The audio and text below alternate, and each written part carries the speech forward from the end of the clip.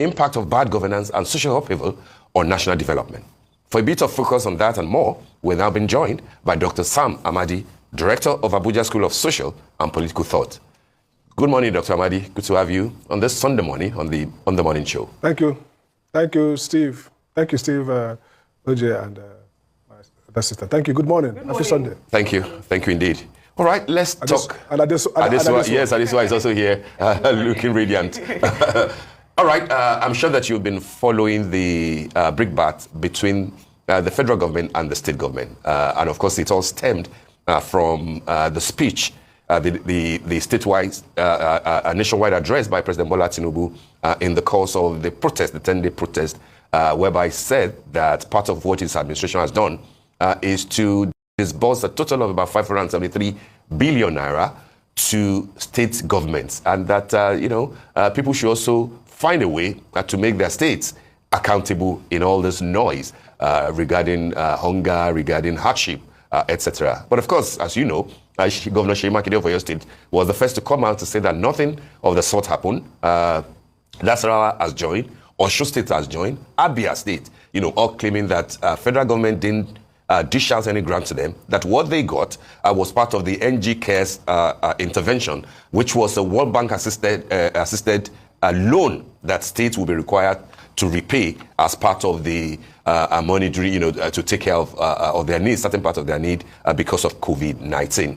Where is the truth, Dr. Amadi? Was the president misled in his address, or are we just simply playing politics again? Well, thank you very much for having me. Again, I think there are three issues I would like to focus on here. First is that we don't expect a high presidential speech of such critical importance, addressing the nation as a way of ending national protests, that we will have basic facts of presidential action being disputed. So we now have what looks like a presidential lie, and that's not a good moment for the president to lie, not just about recollection of facts. I was in Oyo, or I was in Owerri on 12th of September. Well, it didn't go there. Those are minor, or maybe an expression of opinion or self-description for purpose of political capital that didn't turn out to be true. That speaks to the president's maybe honesty. But this is about intervention, huge intervention that the president claimed to have made as part of addressing the hunger and the challenges that provoked this national protest. So to have it in the presidential speech speaks to a mindset of, one can say, fraud. I mean, whether the presidential speechwriter themselves, who embedded that fact and shaped it to be like, look, Mr. President has actually been responding to these concerns by advancing this amount of money for states to deal with the outcome of these policies we're making. So in a sense, the president kind of rebuts the presumption against him that say, look, this is evidence. I've been doing what you tell me to do. And again, push back to the states. The states have failed to deliver these palliatives. If they have done so, maybe the hunger question would have been less, and the problem would not. So it's like being a court and adducing false evidence to prove your innocence. So in the public court, the president brought what's now turned out to be false claim to make a case. So it damages the case made, but it speaks more to the temper and the morality of the people behind the presidency in terms of how desperate and what degree of falsehood they can marshal to exonerate themselves. Again, it's like the president is also kind of, putting the state governors at risk. So, I mean, if state governors really received this amount of money for intervention to deal with hunger, which is not project-based money, then the question is, why didn't they, distribute it? Why didn't we see the impact? So, in other words, the presidential minders kick the can, say, guys, you are facing the wrong guy. This guy has done everything he could do. Look at the state governors. They're the ones who caused this problem. They're the ones whose failure of governance results in what we are facing today. And so if that was true, then the president has made a case why we should now, pivot to the state governors as the villains in this case. Right. So the governors are right to, mildly fight back. So for me, it was an error. It was a tactical, defense. Go ahead. Yeah. Sorry. Yeah, Dr. Sam Amadi, I'm sorry to interrupt you here because, you've used two very strong words to describe what the president had said. You said it, appears to be a presidential lie and even fraud. Mm-hmm. But the federal government, through the Ministry of Budget and Economic Planning, had put out an ad on July 22nd, to be specific, on This Day newspaper, announcing the reimbursement of 438 billion naira of this World Bank intervention loan to 34 states and the FCT. That's with the exception of Anambra and Kaduna. I have that ad right in front of me. And they say it's under a COVID-19 recovery plan, NG Cares. It's a program for results whereby states had to use their money to advance and to implement the program. They say the loan was given to states after the World Bank had verified the amount spent by each state, and the purpose of that loan was to help each state expand access to livelihood support of their citizen, that is also to assist in food security services, and grants, pay attention, grants to poor and vulnerable households. The president, in his speech had said that more than 570, this is what he said, and I quote, more than 570 billion has been released to 36 states to expand livelihood support to their citizens. That's all he said in that statement. That's what he said. And, now he says it's 36 states. In that ad, I saw 34 states, and it was, a little lower than 570. It was 438. So we're assuming that maybe the other 2 states left out has been included. That's yet to be fact-checked. And you're hearing your state governor, Seyi Makinde, saying that, his announcement was a misrepresentation of facts because the states are only being reimbursed funds that they have already invested. Now, how is it misrepresentation when the federal government itself actually had announced the same intervention, explaining exactly what Seyi Makinde had said? How is this misrepresentation? So let me answer very quickly. I think it's good to bring the facts. It actually refers to my position. Now, look at it. A reimbursement presupposes a spend. So the state are being reimbursed. Many of those states, of course, the way government works, sometimes, loans and debts and all that. Okay, fine. Now, that's an advert for a program or a publication for a program which the World Bank, paid states. So states have an entitlement. The federal government, look at how it works. The presidency as the It's the same exact program. It's a state program. Yeah. No, the point I'm making is that that's not the president's speech. The content of the president's speech is a reflection of what government has done to deal with the outcome of the policies they are challenging. So that's why I use the word very carefully. I said, if that speech, there are many programs state governors have gotten loans for different things. And by the way, nobody should take the state government from responsibility because governance is subnational in the main. The point I'm making is that in a presidential speech where you passing off, the pass off here was that in response to all these things, this is what we've done. We've done, not what the World Bank has done or what they said entitled to. The federal government do give refunds, and because they are, the point I'm making, that the federal government is the gateway to the states.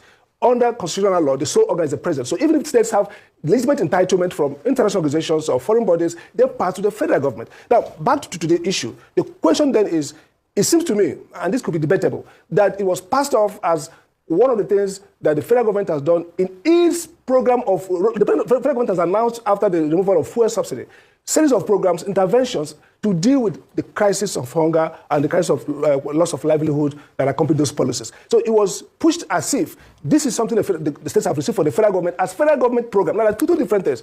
The federal government develops programs which they mandate states to implement, and I think we'll get to that. Those programs are guided by policy and law, and they create entitlement for citizens, and you presage them with an announcement. So citizens know that this is federal program, being administered by state or local government, or even by private or non-profits. Those are federal programs. A World Bank reimbursement to states is an entitlement of the states, presupposing that the states have made investment or borrowed to deliver projects which the World Bank considers important and embossing them. So the point I'm making is that when I use the word potential lie, it doesn't necessarily mean that they cooked up figures. It means that you've passed off this as part of what you have done. And again, the bigger question here is, why should we, tie, yes, the World Bank loan or World Bank support is part of a socio-economic intervention in a global sense.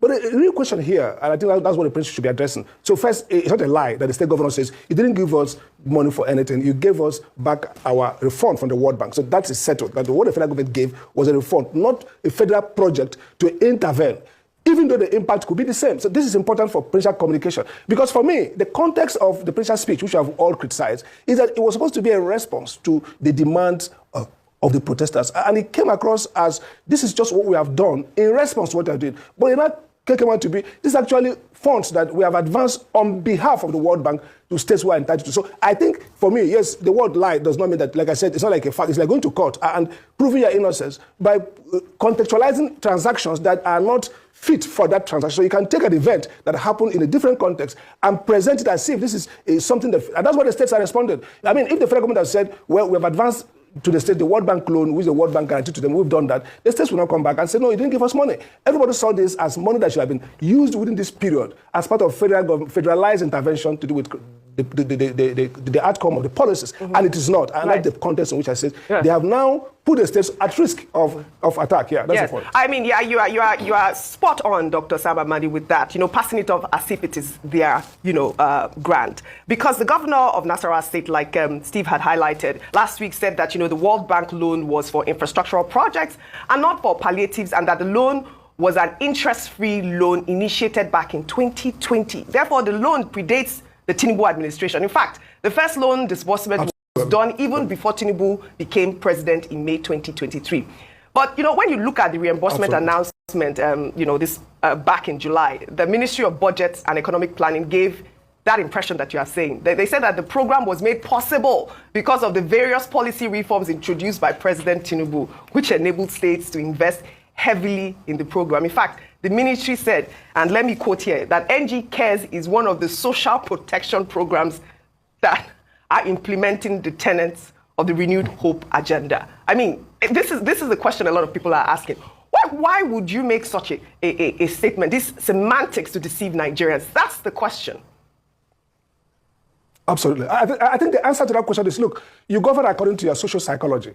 This government really is a strong government on politics and propaganda. Propaganda, quote unquote, it doesn't mean falsehood. But it means that there is you use communication to solve technical and managerial problem. If you're not driving your policy well, or everything is under the mantra of renewed hope. So you see talking point around renewed hope. And so this deception is a product of that mental fixation around propagandizing.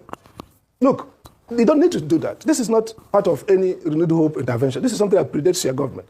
And so governance runs, some of the bureaucratic things are not politically visible. They are part of transactions for years. And so government run them as routine administrative work. But then you have to speak to what you are doing in terms of policy. So it seems to me that the inability to really, first, inability to create policies that are transformative, and inability to explain these policies in the way that they show how government is transforming is the reason why there's so much fallback to propaganda, to misspeak. And then you see also that sometimes presidential communications are contradictory. Somebody will say, we've got visa waiver from Dubai. Somebody will say, it's not actually visa, it was this. I think they should pause and say, look, let's get back to basics of governance.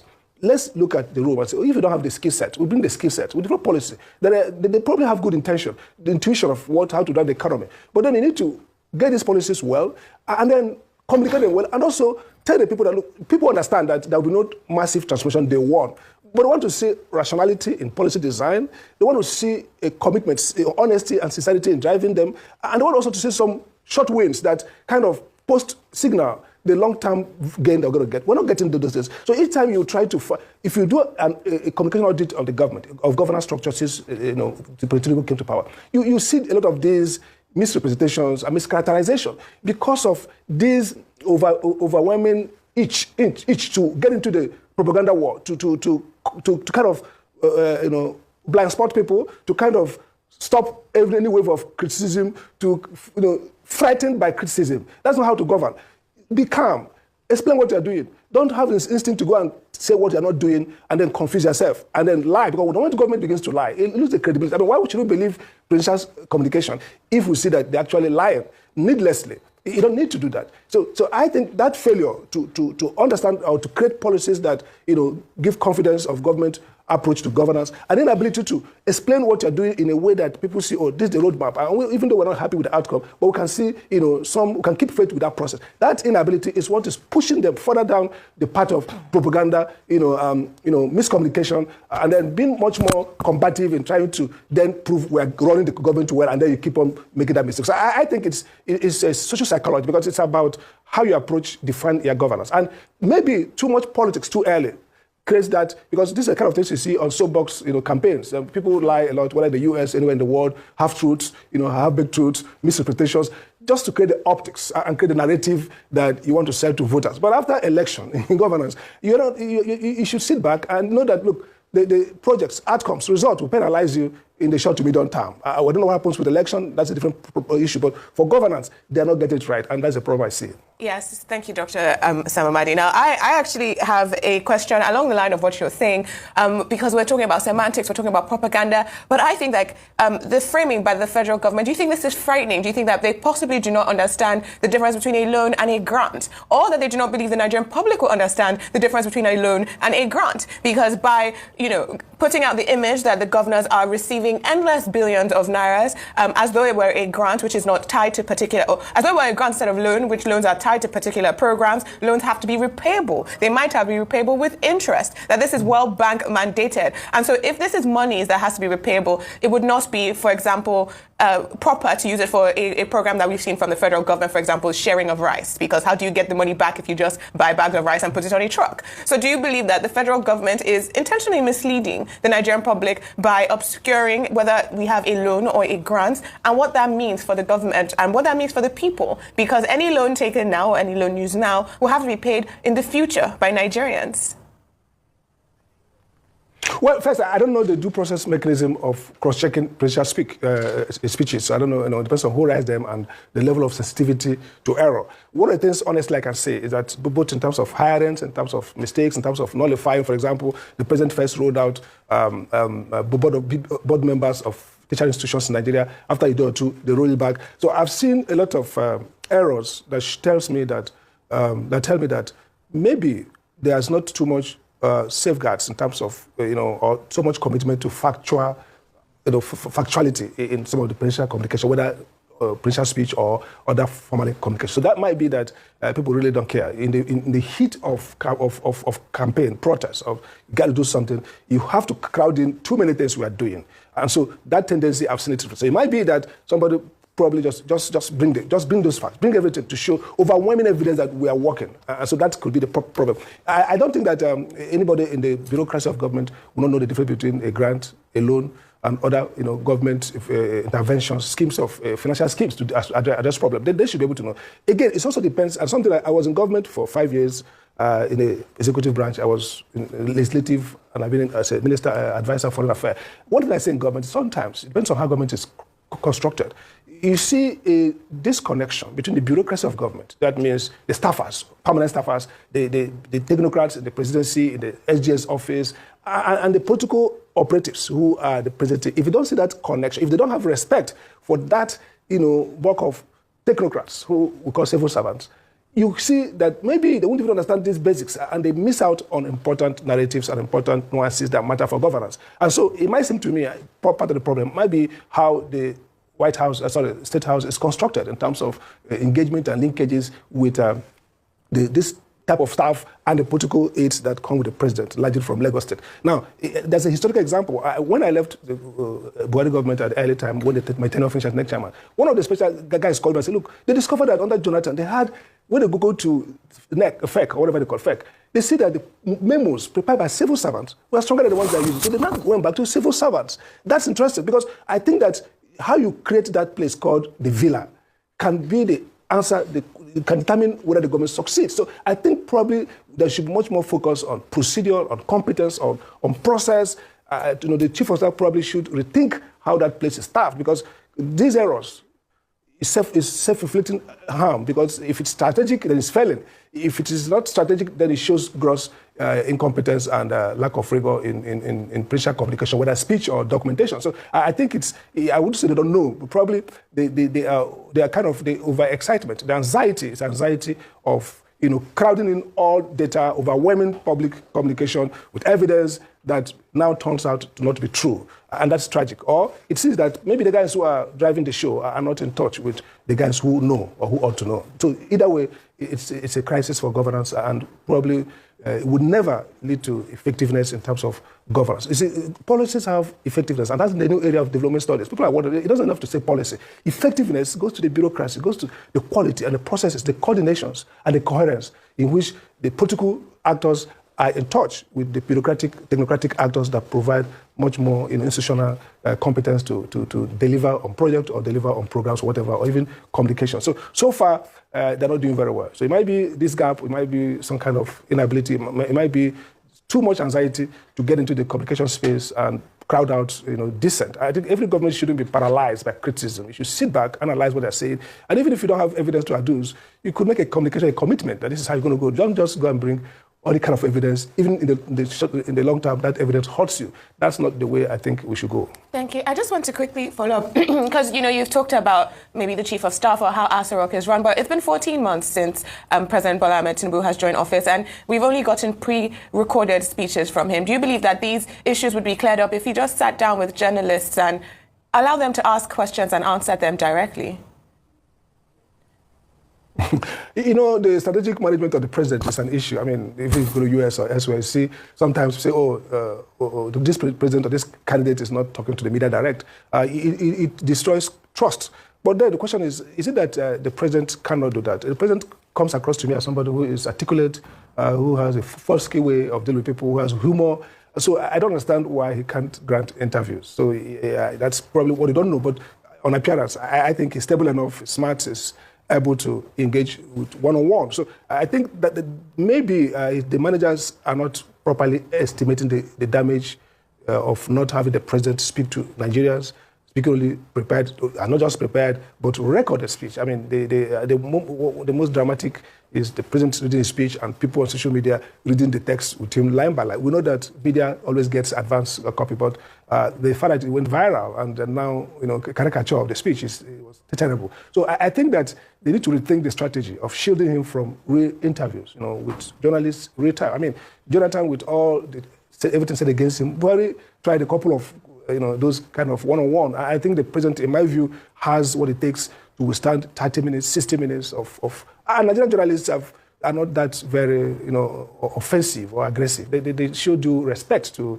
potentates. So I would assume that whatever interview is going to be would be with, arranged or scrutinized, profiled journalists, and everybody in the room will behave like adults. So I don't see the reason why the president is not addressing the media. And in time of crisis, by the way, development requires mobilization. It has to be around nationalism. And there's no way you can, president says, he told the patriots, say, I'm focused on economic development. And that's a good thing to say. But they can't do economic development in such a disarticulated economy like ours if you're not able to use the bully pulpit, presidential speech to mobilize citizens. And you don't do that with this prepared error-reading text. You just have to do it, engaging the people, and finding a way to inspire confidence and trust in you. So I think it's a high time he brings back, those media chat. I mean, we used to have fortnightly media chat. It's good. It shows the president is aware. It connects with the people. It creates an optics of an attentive president. So the notion that the president will be away for 1 week or, we don't hear from him under national emergency, and then he comes in to read a televised, a videoed speech and retreats back to courtesy call by personages. It's not the idea of effective leadership in a traumatized, complex and difficult time like we are now. All right. Dr. Amadi, two quick questions before we let you go. First will be that, is it possible to excuse all of this to his first 1 year in office, given the fact that this is the first time that Asiwaju himself will be functioning at a federal executive capacity, outside of Lagos? And don't forget the fact that, he left being governor since 2007. I followed, deeply what you have said. Reminds me, by the way, of what some of, even Asiwaju supporters are saying these days about the team around him and why tweaking them might be necessary. I'm sure that you listened to one of his vociferous supporters, Jesutega Onopasa, who said that, spoke about the chief of staff, spoke about other people, we don't know how fair his assessment might be.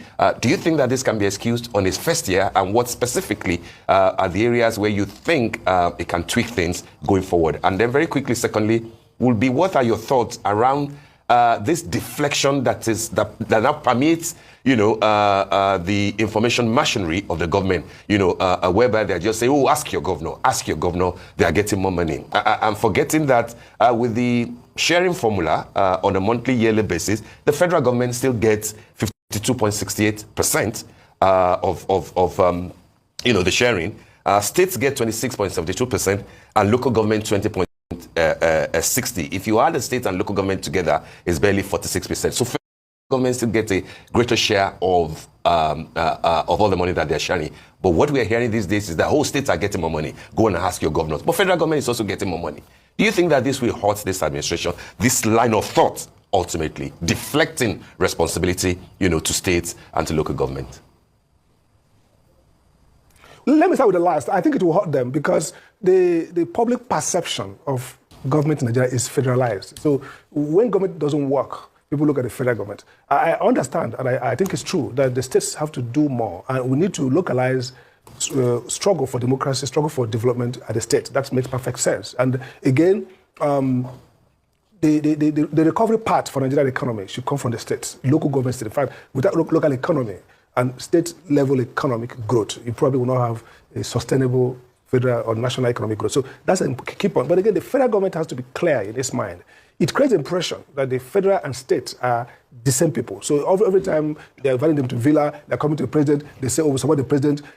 So you can't eat a cake and have it. If you create the impression that this is a presidential, this is a elected kingship, the president is a king over the whole country, then you can't come and say, well, go to your state. You created impressions. Everybody's looking to the federal government. You federalize attention politics. The states are now seen as surrogates of the president. Each time they're at the Villa, tell them to go back to their states. Ask them to disappear. Do your work. Let me do my work. So the presidential psychology also will help to create that state-level accountability. So everybody knows that the state governors, look, you are in charge of this area. Again, even in much more clearly federal states like the US, Switzerland, everywhere else, the definition of federal interventions are well created. You think around the so-called National Southeast Development Commission, Northeast, and all those development commissions. The president does not have the constitutional power to appoint subnational officials to use subnational funds. So when you create a state level or a regional level development commission and the president appoints the officers, as the act says, and they are using part of allocations that are constitutionally allocated to the states to run those entities, that's a constitutional infringement, because in other words, there's no constitutional power of the president to appropriate state level resources, to dictate state level projects. The federal power ends on those exclusive lists where the president can federalize in the state. So you can see this constitutional, confusion. And so when you now federalize everything and create development interventions for the regions and you take their money, allocations going to them, 13% should go to this development agency, which you appoint, which is also makes it a federal agency, then that's a constitutional violation. And so you can't sit back and say, go to the state. So the point I make is that the president, to make that communication coherent, you need to pull back from federalizing and be clear that the state governors should stay in their lane and don't coerce them and corral them to drive their own political agenda. Let them be on their lane. And so when people talk at party level, it's at party level, but at governance, clear clarity. The second point, and I think so, it will hurt them because except they intervene and shape how states deliver. Politically, governors should be safe if there's a collapse of the economy, and the president will be the one who's damned. So if I was the president, I would either say, don't come here, stay in your lane, or I would intervene to shape through presidential power of persuasion, sometimes of coercion, indirect, to force them to use the resources they have to drive development. So the president can become, we call it the bully pulpit, can communicate, can shape policy, can nudge state actors towards strategic behavior that will add back to the national economic growth. So if you create a federal system and the states are basically not pulling their weight and the federal government is there, the federal government will suffer because at the end of the day, there's a national economy, and when people are suffering in Zamfara, they're going to talk about the federal government more than they talk about the Zamfara government. It's unfortunate, but that's how it is. So I think they will lose, they need to shape up the communication. And then back to the issue you raised around quickly on, what's that point again? This is the first question around... I think that can he be excused on the first 1 year of Ashiwaju, and what can he tweak? I get it. Yeah. Yes. Very quickly. Yeah, I get that very clearly. Look, the problem... Yeah, quickly. I think the so-called Lagos phenomenon is a problem. Again, first, you made a good point. Ashiwaju, smart guy, when he was governor, many years have passed. He has not held any executive position. He has been doing politics. He packs himself around himself, guys who 20 years ago or 6 years ago stopped doing any other thing. So they were commissioners. They never managed or become executives in other institutions. And suddenly, they are driving policy. That's a failure recipe. You have to update and see the Nigerian space as your space. The APC made a mistake in 2015 when they came, and I had to tell then the managers of the VP, I said, look, the federal government belongs to you. The federal state belongs to you. Stop doing, the people who are with me. No, that's not the point. So I think the government is set wrongly. The president should have filled up his own deficiencies. He has been out of government. He doesn't even understand the federal government as it works as a state governor. And even as a state governor, over 18 years or 16 years thereabout have passed since he exercise executive or even legislative power. So he is being a genius. He has become outdated. He needed to have people who are current, who understand how the federal government works. And you see that gap. It doesn't matter what those guys were 20 years ago in Lagos State. Not because of Lagos. Lagos will have the highest catchment of talents because of its commercial and metropolitan nature. That's given. But you have to move away from those people you were, except they have been holding public offices and adapting to the shaping narrative and structure of governance. So I think the team is bad, and he can start tweaking it, changing it, bringing people who understand the federal government and mix them up. Bring some of your people who don't understand but who are probably innovative, and bring those who understand the lay of the land, and you mix it up and you get a better outcome. All right, Dr. Amadi, I'd like for us to conclude on our main topic, which is this World Bank loan. Now that we have established that it is a loan and not a grant, I mean, they say it's a purpose for results. I mean, which I think is a great initiative. Now, should we now turn our attention to state governors, to find out what it is that they have done with this loan? I mean, given that these monies, that they have received them in batches, and obviously they will have to be paying it back. How are they paying it back? What are the projects that they have done with these monies? And the National State Governor had said that the loan was not a palliative in one breath. In another breath, he said that, there was one program that was a cash transfer scheme program where he had to, give out 10,000 naira to about 2,000 people for a year. Should we turn our attention now to the state governors to find out what it is that these monies have been used for? I think we should, and thank you for getting that point. Look, yes, federal government has failed in some ways, but we should move to the state. The states are the most important centers for development. The development from underdevelopment to development as we are today requires a rural economy that is strong. Look at agriculture, which is both a great, supplier of jobs and also improvement in terms of multidimensional poverty. It's at the state level that it works. Look at small and medium enterprises. The states should be the ones who create the soft infrastructure and hard infrastructure for that. So I think, irrespective of whether the federal government lied or not, it's time now to focus on the states. Yes, it's a loan, but let's see the project. By the way, the difference between palliatives or cash transfers and projects that are meant to address human development deficit is not too much.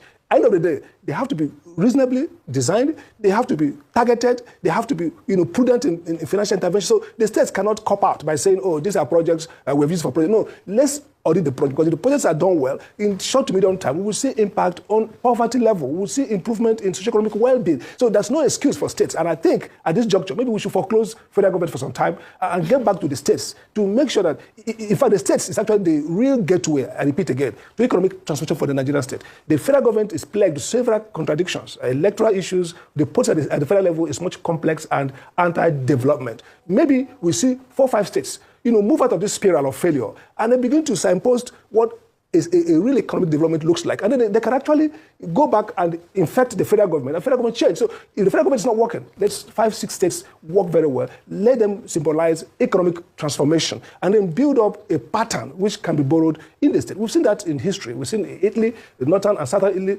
discrepancy in economic well-being arising from different social capital. We've seen in several places. So the states can actually thrive in spite of the federal government. And therefore, citizens of those states should not say because Tinubu is not delivering on what we want, therefore allow our governors to run riot. Let's now, kind of calibrate our effort and put 60% on making the states governors sit up and deliver. Because if they do, we'll see rapid rise in human development. And then 40% perhaps for the federal government because of its coordination, capability, and importance.